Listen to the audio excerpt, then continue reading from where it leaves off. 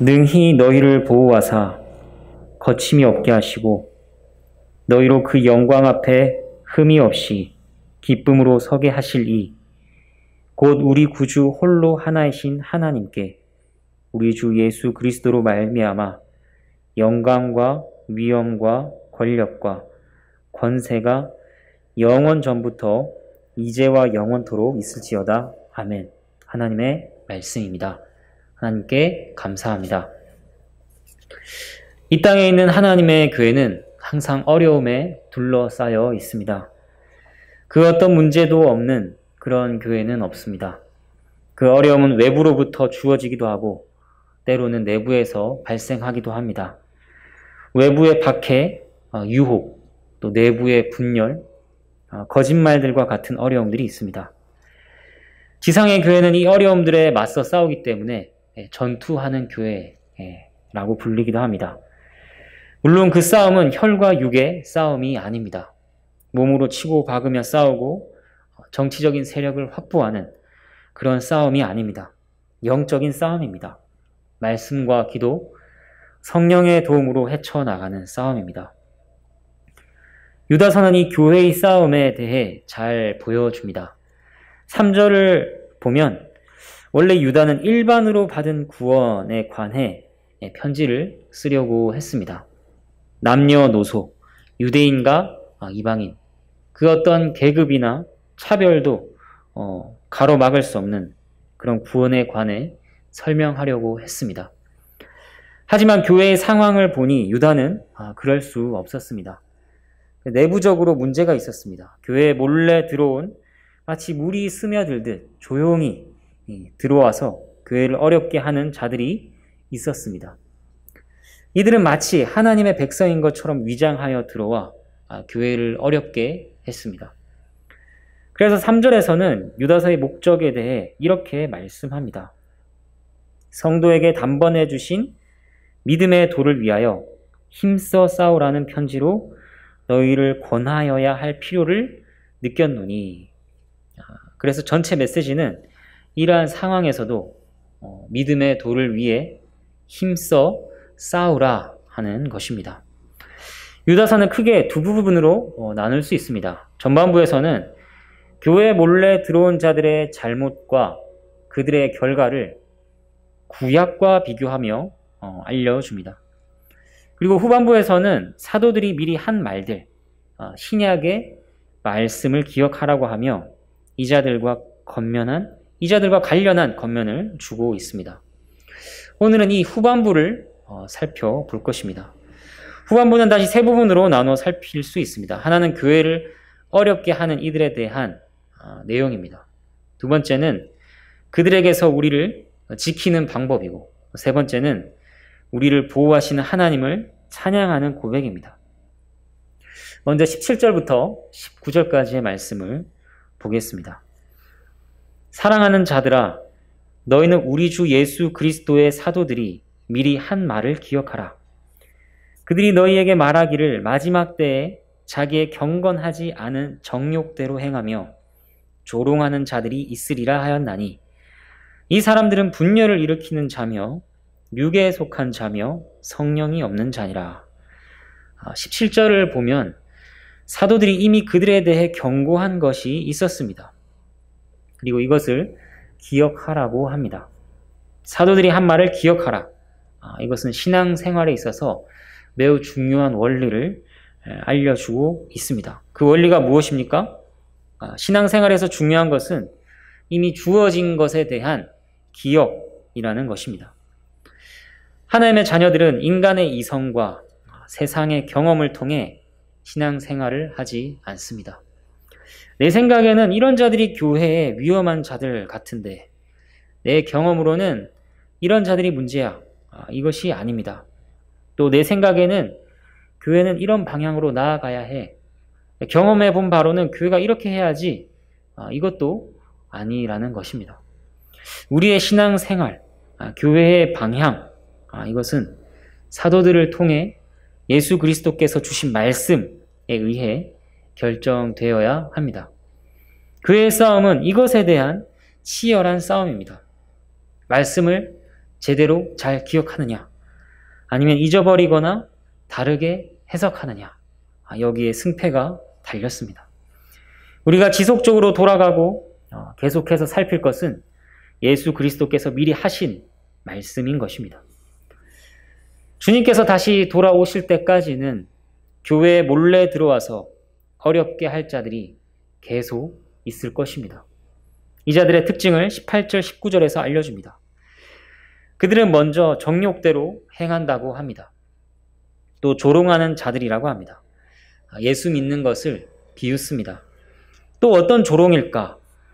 유다서는 베드로 후서와 겹치는 내용이 많습니다. 그래서 베드로 후서를 찾아보면 이 조롱에 대해서 이렇게 말씀합니다. 베드로 후서 3장 2절부터 4절까지입니다. 베드로후서 3장 2절부터 4절 제가 읽어드리겠습니다. 곧 거룩한 선지자들이 예언한 말씀과 주 대신 구주께서 너희의 사도들로 말미암아 명하신 것을 기억하게 하려 하노라. 먼저 이것을 알지니 말세에 조롱하는 자들이 와서 자기의 정욕을 따라 행하며 조롱하여 이르되 주께서 강림하신다는 약속이 어디 있느냐? 조상들이 잔후로부터 만물이 처음 창조될 때와 같이 그냥 있다 하니. 그들의 조롱의 내용에는 이런 것이 포함되어 있습니다. 주의 재림을 부인하는 것입니다. 그리고 세상의 시작과 유지되는 것과 끝이 모두 하나님과 상관없다. 무신론자와 같은 발언을 하는 것입니다. 어떻게 교회 안에 이런 조롱과 생각이 들어올 수 있을까요? 불행하게도 조용히 예배에 참석하고 있으면서도 이렇게 생각하는 자들이 있습니다. 그들은 또한 분열을 일으키는 자들입니다.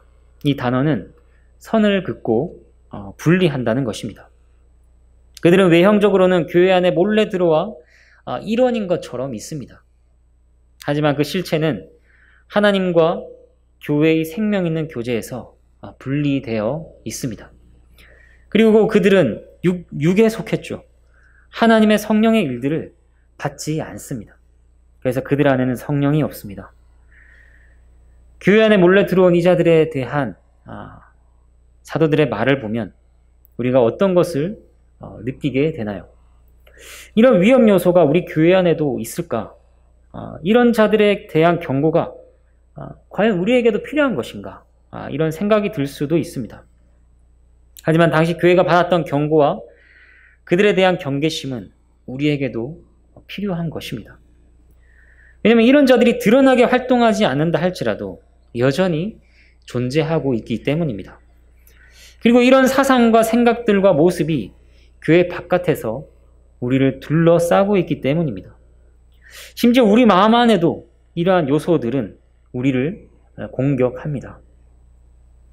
원래 우리의 과거 형편은 이들과 다를 바가 없었습니다. 우리 모두의 형편은 매우 비참했습니다. 우리는 정욕대로 행하는 자들이었습니다. 자신의 이익과 욕심을 우선하는 자들이었습니다. 경건한 자들을 보면 부담스러워하고 거리를 두고 싶어 했습니다. 경건한 자들을 보게 되면 비웃거나 어떻게 해서든지 그들의 흠을 찾으려고 했습니다. 하나님의 무리에 들지 못하고 그 무리에 속하고 싶어하는 마음도 없었습니다.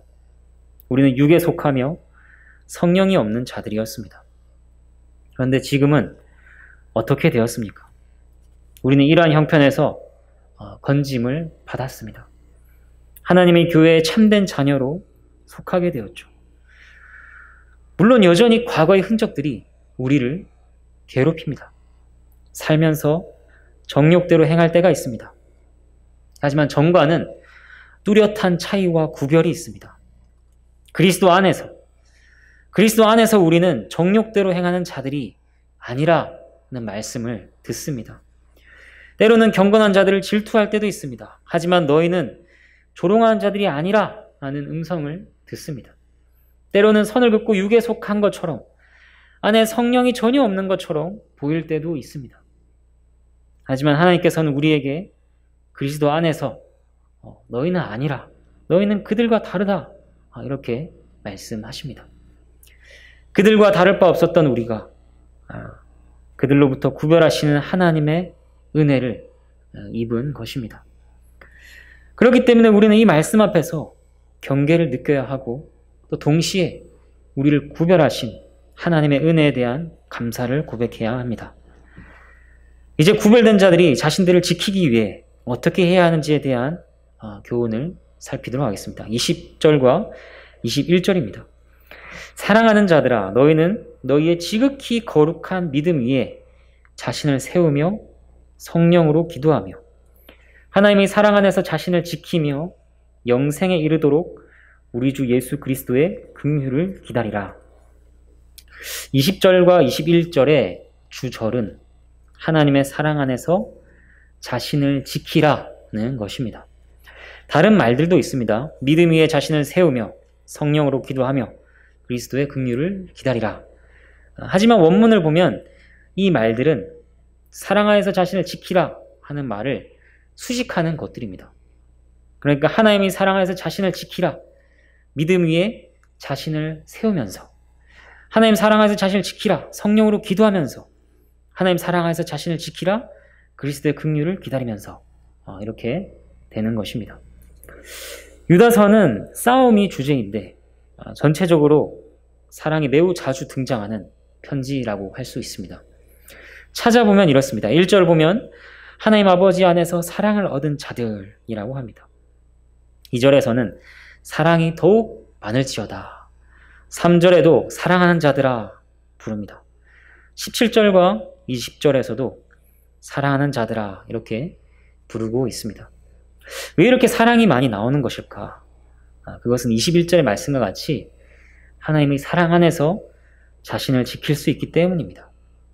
싸움의 승리는 사랑에 달린 것입니다.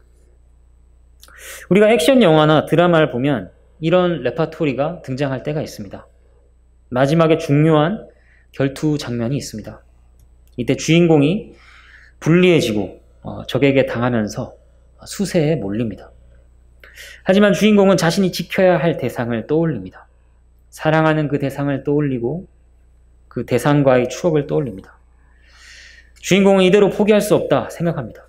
그리고 힘을 모아 회심의 일격을 날리고 적을 물리치죠.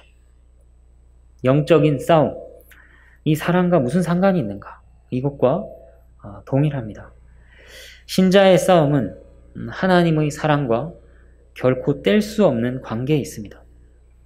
그 사랑에 머물면 자신을 지킬 수 있습니다. 그 사랑에 머물면 싸울 수 있고 이길 수 있습니다. 하지만 반대로 하나님 사랑에서 떠나면 자신을 지킬 수 없게 됩니다. 넘어지고 낙심하고 포기하고 싶어집니다. 그렇기 때문에 유다는 계속해서 싸워야 할 형편에 있는 교회에 사랑을 떠올리며 강조하고 있는 것입니다. 하나님의 사랑과 우리가 하나님을 사랑하는 이 사랑은 또 깊이 연결되어 있습니다. 하나님의 사랑을 받고 우리가 하나님을 사랑하고 하나님의 사랑을 받아서 힘을 내고 하나님을 사랑하는 마음으로 싸움을 이어가는 것입니다. 이제 수식하는 말들을 보겠습니다. 먼저 지극히 거룩한 믿음 위에 자신을 세우면서 그렇게 하라고 합니다. 왜 믿음을 지극히 거룩하다고 하는 것일까요?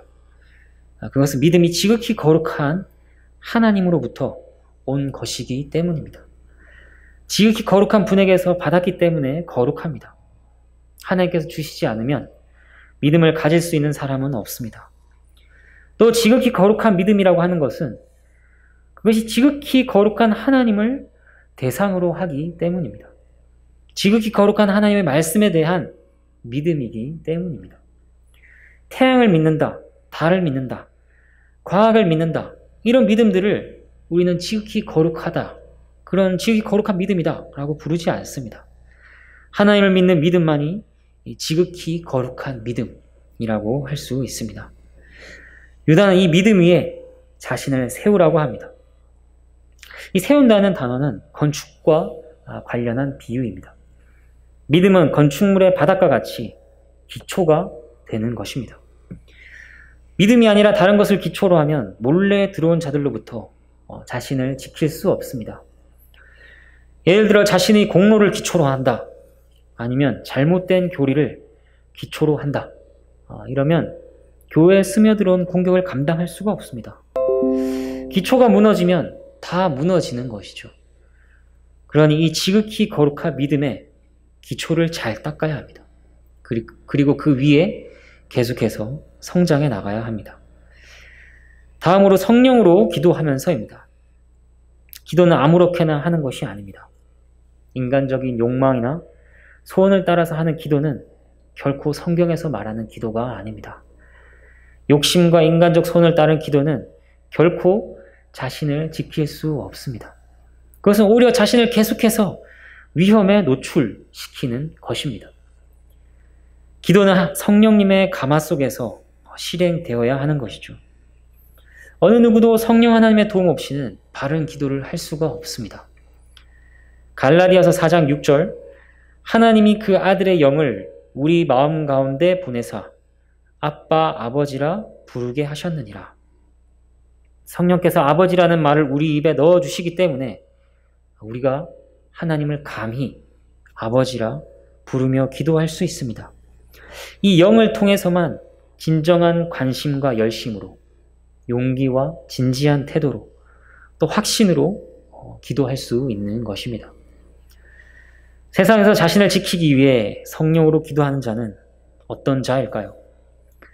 그는 하나님 앞에서 자신의 연약함을 깊이 보는 자입니다.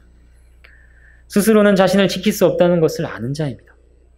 자신의 비참과 부족을 깊이 깨달을수록 자신이 매달릴 것은 기도밖에 없다는 것을 느낍니다.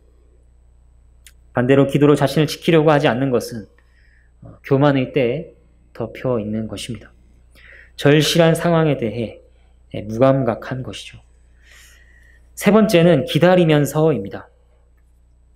신자가 자신을 지키는 일은 기다리는 일과 연결되어 있습니다. 무엇을 기다리는가? 우리 주 예수 그리스도의 긍휼입니다. 우리 주 예수 그리스도의 긍휼은 복음 안에서 이미 드러났다고 할 수 있습니다. 그러면 여기서 긍휼을 기다리라고 하는 것은 무엇인가? 그것은 미래에 드러날 긍휼입니다. 곧 우리 주 예수 그리스도께서 다시 오실 최후의 날입니다. 이때 모든 신자들은 육신의 부활과 함께 극치를 이룰 긍휼을 맛보게 될 것입니다. 이 날을 바라고 기다리는 자가 자신을 지킵니다. 이 날에 대한 소망이 없다면 자신을 지키거나 인내하는 것은 힘을 잃습니다. 하나님 사랑 안에서 자신을 지키라. 믿음 위에 자신을 세우면서 성령으로 기도하면서 그리스도의 긍휼을 기다리면서 이 모든 내용은 결국 하나입니다. 자신을 지키고 싸우려면 시선이 우리 자신을 향해서가 아니라 우리의 공로나 능력이 아니라 삼위 하나님께 향해야 한다 하는 것입니다.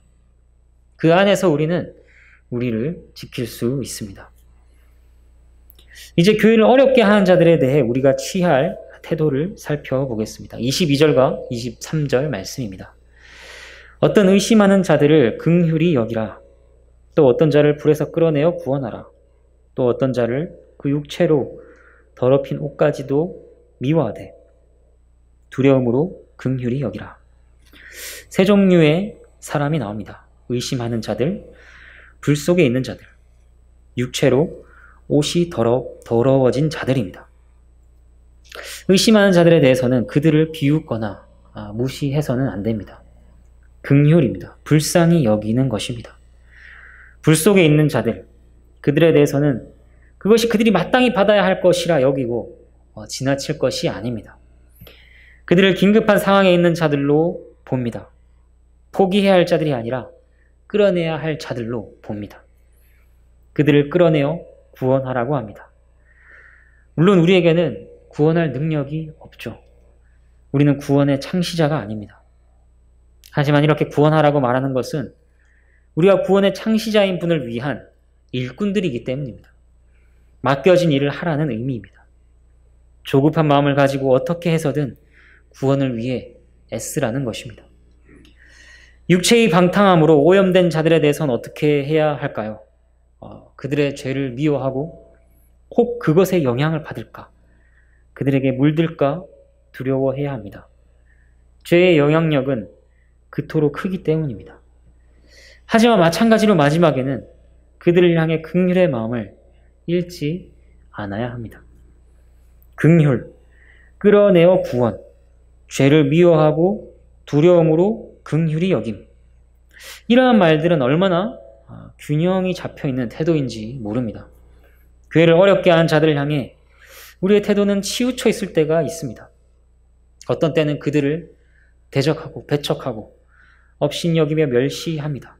그래서 그들이 모멸감을 느끼며 교회를 저주하며 떠나는 일들이 있기도 합니다. 다른 한편으로는 긍휼이라는 이름으로 그들을 방치하고 내버려 두는 아무런 조치나 대책을 세우지 않는 경우도 있습니다. 그 속이 점점 썩어 들어가고 있는 중인 것도 모른 채 껍데기의 평화에 안주하는 것입니다. 치우친 태도는 치우친 것에 대한 결과를 낳을 뿐입니다. 하지만 성경은 그들에 대해 처음부터 마지막까지 긍휼히 여기되 구원을 위한 애씀, 정결 유지 등의 매우 세세한 부분까지 균형 있게 신경 써야 함을 알려줍니다. 유다서의 마지막 부분을 보겠습니다. 24절과 25절입니다. 능히 너희를 보호하사 거침이 없게 하시고 너희로 그 영광 앞에 흠이 없이 기쁨으로 서게 하실 이 곧 우리 구주 홀로 하나이신 하나님께 우리 주 예수 그리스도로 말미암아 영광과 위엄과 권력과 권세가 영원 전부터 이제와 영원토록 있을지어다. 아멘. 어린 소년과 코끼리만한 호랑이가 싸우게 되었습니다. 둘이 상대가 될까요? 하지만 이 싸움에는 조건이 있습니다. 어린 소년에게는 다양한 무기가 주어집니다. 반면에 호랑이에게는 제한들이 걸려있죠. 목과 다리에 쇠사슬이 묶여 있습니다. 이동에 제한이 있습니다. 그리고 정해진 시간이 되면 호랑이는 도살당하기로 결정되어 있습니다. 이러한 조건들이라면 소년이 싸워볼만 할까요? 그렇습니다.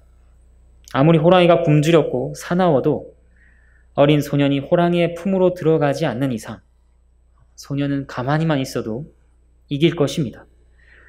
그리고 싸움이 끝나고 나면 이것을 경험한 소년은 이전과는 전혀 다른 모습으로 성장해 있을 것입니다.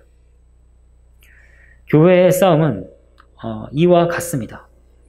아니, 그보다 더한 위협이 있지만 그보다 더한 안전과 승리가 보장되어 있습니다.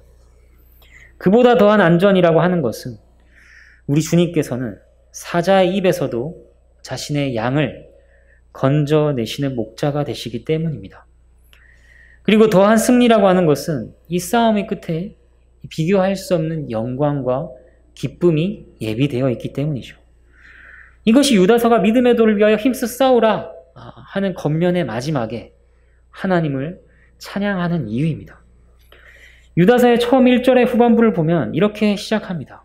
유다서의 처음 1절을 보겠습니다. 예수 그리스도를 위하여 지키심을 받은 자들에게 편지하노라. 지키심을 받은 자들에게 편지하노라. 유다서는 시작할 때부터 교회가 지킴을 받았다고 합니다. 그래서 유다서의 구절을 보면 싸우라는 겉면이 가운데 있고 처음과 마지막이 하나님의 지킴과 보호로 감싸고 있다고 할 수 있습니다. 이것이 무슨 의미입니까? 믿음의 도를 위해 힘써 싸우라.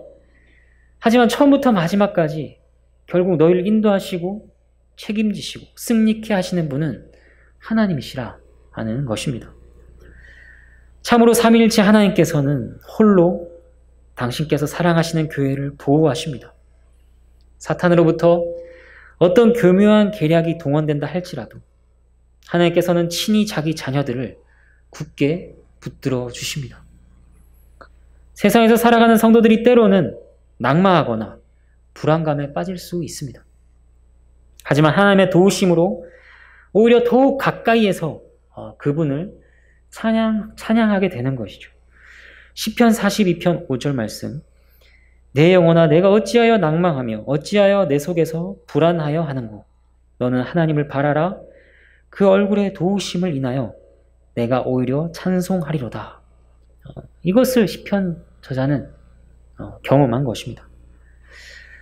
그리스도로 말미암은 영광과 위엄과 권력과 권세는 영원 전에도 있었고 지금도 있고 영원히 있을 것입니다. 그렇게 영원히 변치 않는 영광과 능력과 권세가 우리를 붙들고 있습니다. 그 안정성이 확고한 것은 당연하며 그분을 찬양하는 유다의 고백도 당연한 것입니다. 자, 말씀을 정리하겠습니다. 교회는 계속해서 공격을 받습니다. 마귀는 다양한 수단을 동원합니다. 정욕대로 행하도록 유혹합니다. 위축되게 하기 위해 조롱하기도 합니다. 분열을 일으키며 성령의 일들을 멀리하게 합니다. 믿음을 흔들고 기도하지 못하게 합니다. 은혜의 수단들을 멀리하게 합니다. 하나님의 사랑을 의심하게 합니다. 오늘의 일들에 급급하여 마지막 날에 대한 소망을 잊어버리게 만들려고 합니다. 이런 상황의 한가운데에서 우리는 자신을 지켜야 합니다. 싸워야 하고 발버둥 치며 분투해야 합니다. 피 흘리기까지 싸우고 대항해야 합니다. 하나님 바깥에 있는 자들을 긍휼히 여기고 그들의 구원을 위해 애쓰고 물들지 않기 위해 두려워해야 합니다. 하지만 이 모든 싸움 속에서 걱정하거나 염려하거나 두려워할 필요가 없습니다. 우리의 목자께서, 우리의 왕께서, 우리의 용사께서 우리와 함께 하시기 때문입니다. 힘들면 그분께 나아가서 쉬면 됩니다. 감당할 수가 없으면 그분께 도움과 능력과 지혜를 구하면 됩니다. 애초에 우리가 감당할 수 있는 싸움이 아니었습니다. 걱정이 되면 영원한 그의 능력과 권세가 우리를 끝까지 책임지신다 하는 약속을 붙잡으면 됩니다. 우리를 보호하사 거침이 없게 하시고 그 영광 앞에 흠이 없이 기쁨으로 서게 하실 이 분을 날마다 바라보며 감사하며 경배하며 오늘의 싸움을 마지막에 이르기까지 싸워가는 우리 모두가 되기를 바랍니다. 함께 찬양하겠습니다.